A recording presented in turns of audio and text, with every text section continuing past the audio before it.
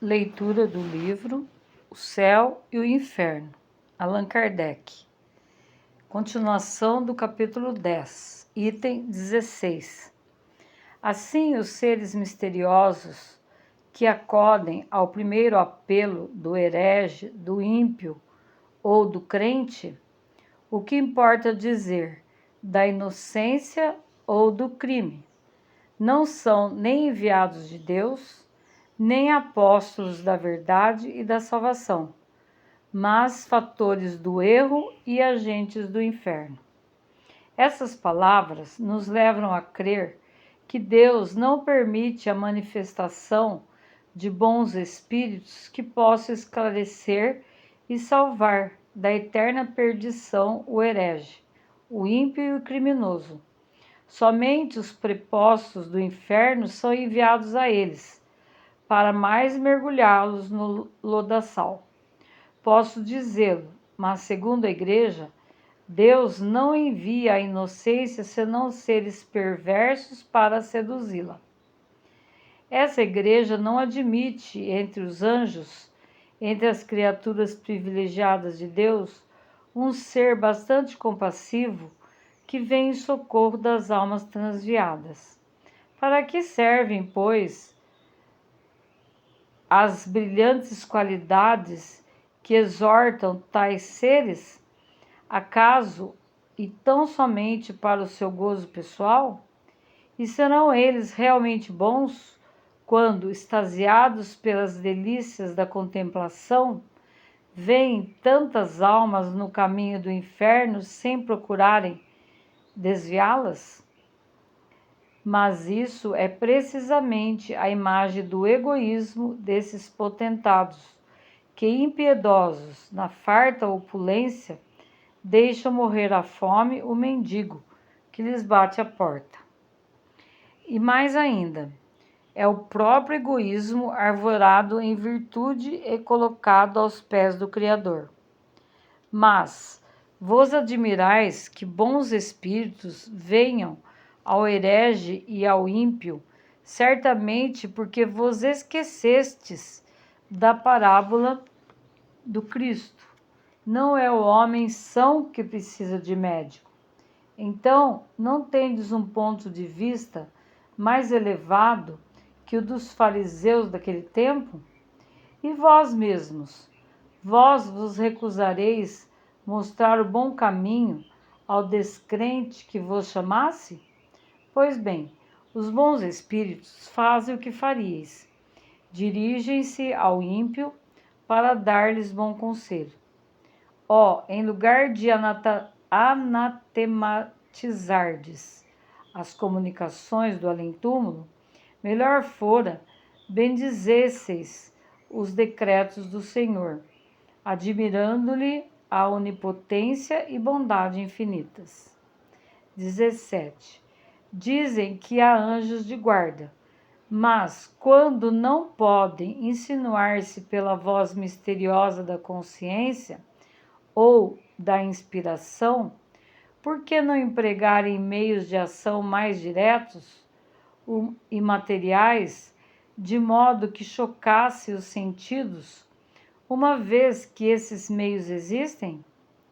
E pois que tudo provém de Deus e nada ocorre sem a sua permissão, podemos admitir que ele faculte desses meios aos maus espíritos e os recuse aos bons?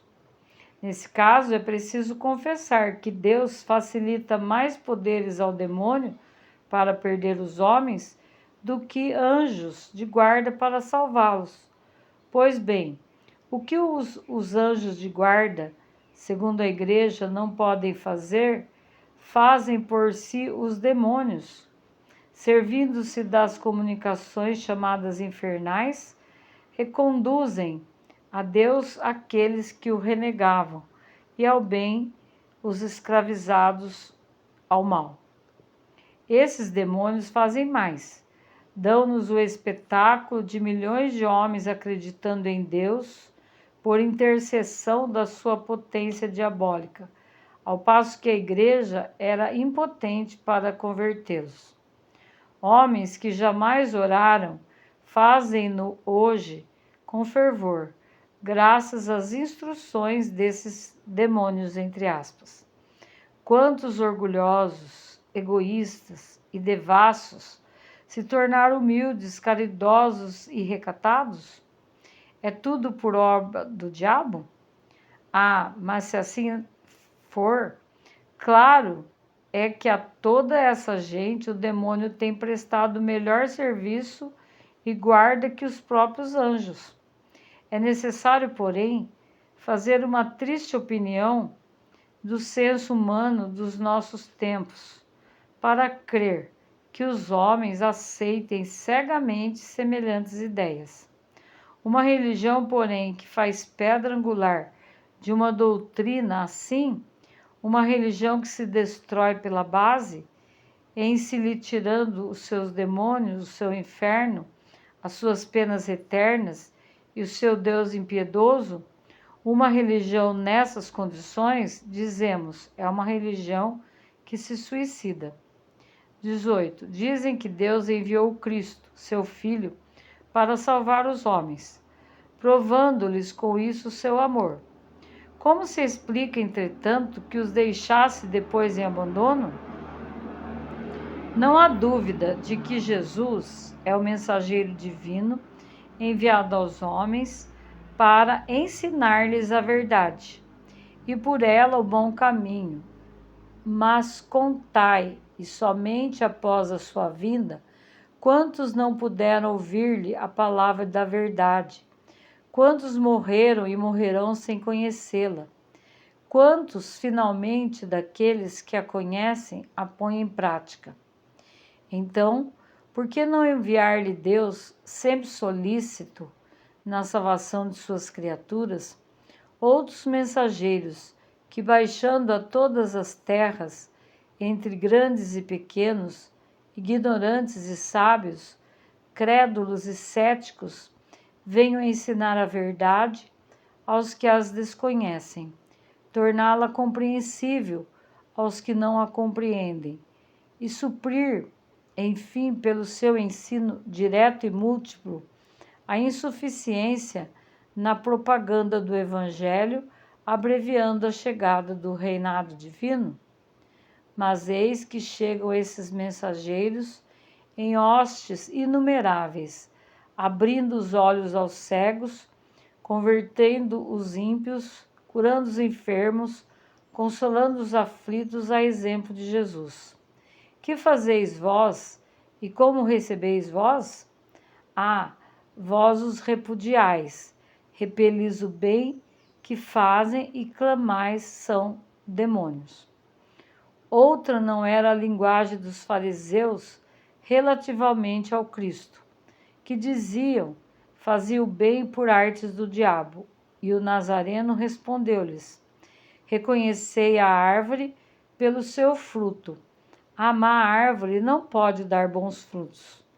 Para os fariseus, eram maus os frutos de Jesus, porque ele vinha destruir o abuso e proclamar a liberdade que lhes arruinaria a autoridade. Se ao contrário disso, Jesus tivesse vindo lisonjear-lhes o orgulho, sancionar-lhes o erro e sustentar-lhes o poder, então sim, ele seria o esperado Messias dos judeus. Mas o Cristo era só pobre e fraco. Decretaram-lhe a morte, julgando extinguir-lhe a palavra. E a palavra sobreviveu-lhe, porque era divina. Importa, contudo, dizer que essa palavra só lentamente se propagou, e após 18 séculos apenas é conhecida de uma 10ª parte do gênero humano. Além disso, em que pese a tais razões, numerosas cismas rebentaram já do seio da cristandade. Pois bem, agora Deus, em sua misericórdia, envia os Espíritos a confirmá-la, a completá-la, a difundi-la por todos e em toda a terra. a santa palavra de Jesus.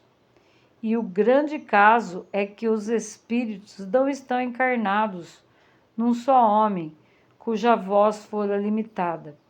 Eles são inumeráveis, andam por toda parte e não podem ser tolhidos.